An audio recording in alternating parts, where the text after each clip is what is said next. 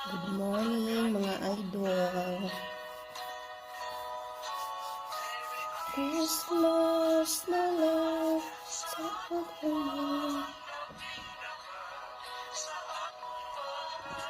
Kinig tayo ng Christmas song mga idol. Bisaya Christmas song.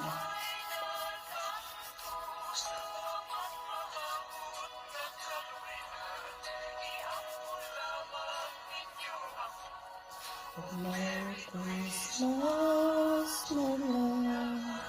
Malapit na talaga ang Christmas mga idol, no? Sa mga OFW na kagaya ko,